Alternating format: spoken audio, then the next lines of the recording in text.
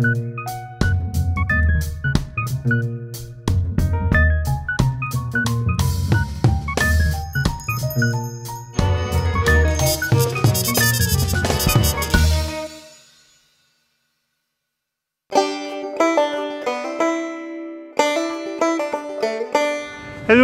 my name's Johnnie and I have my own allotment where I grow vegetables and it's nice.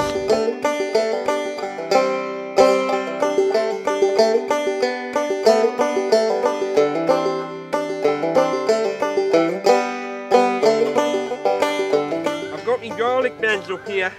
You can come and have a look. These are nice. So this garlic has been in over winter and it's nice.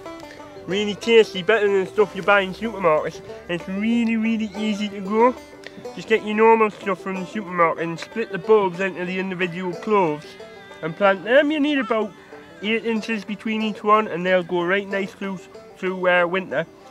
And I put my onions are just up there as well, so they've been in over winter. But these are all part of the allium family. It's like onions, garlic, leek, things like that.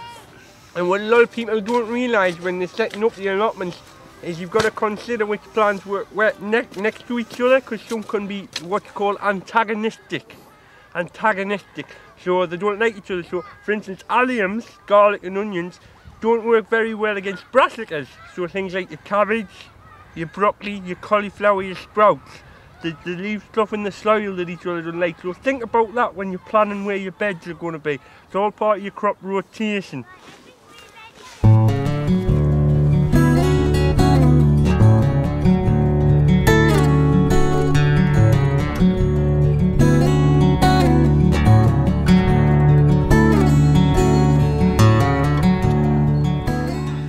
Now, February's a good time to start preparing your potatoes to get them in. And some people just get the potatoes and put them straight in, plant them, and that can work. But it's best, you always advise best to get them chitted first. Chit your potatoes. Now, you can get ones that you've just had at the supermarket, and you know if you leave them in the cupboard for too long, they get little sprouts on them. They'll work. But you're best off buying proper seed potatoes because they're guaranteed normally free of disease and blight and stuff like that. So how you chit them is dead easy.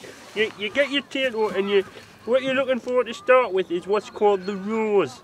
Now the rose is the end of the potato that has the most sprouts out of it. So you look round and have a look, and this one's there, it's got 2 or 3. And all you do is put them somewhere. Cardboard's ideal, egg box is perfect. So you keep some of these free range if you can, because that's nice into the little chickens. And you just put them with the rows up and you put them somewhere nice and cool. It has to be cool, it has to be nice and light. It's better if it's light.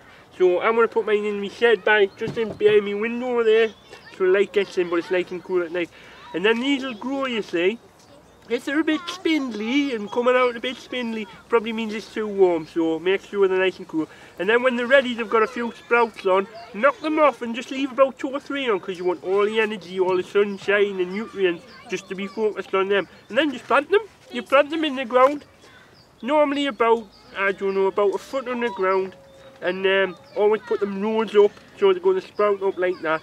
And just watch for them, because as they grow, you want what's called earth them up, so keep them earthen up. Because if you don't, the potatoes come to the surface and they get sunlight on them, they'll go green. Nobody likes green. You know when you get a packet of crisps and you get a green one and it's really nasty. So you don't earth them up, don't let the sunlight get them. And that's it in potatoes, so just get a few egg boxes, check for the rows up, and that's it. Leave them in the shed, it's perfect.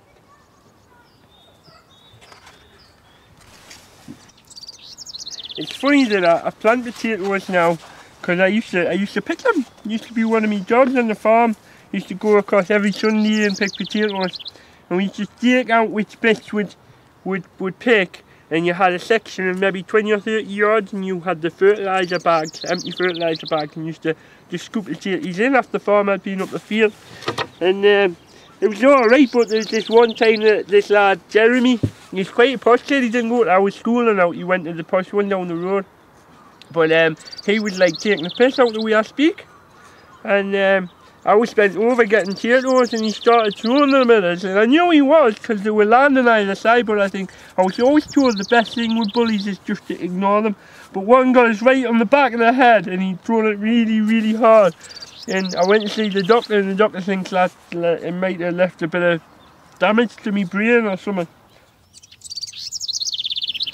I absolutely hated that Jeremy mine. That's why I slashed his dad's tyres.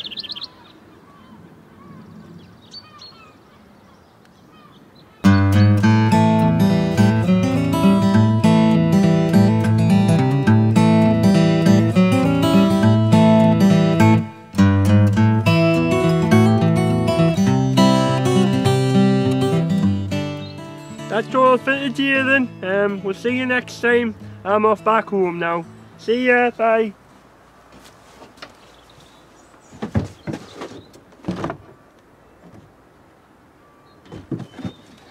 Not me house.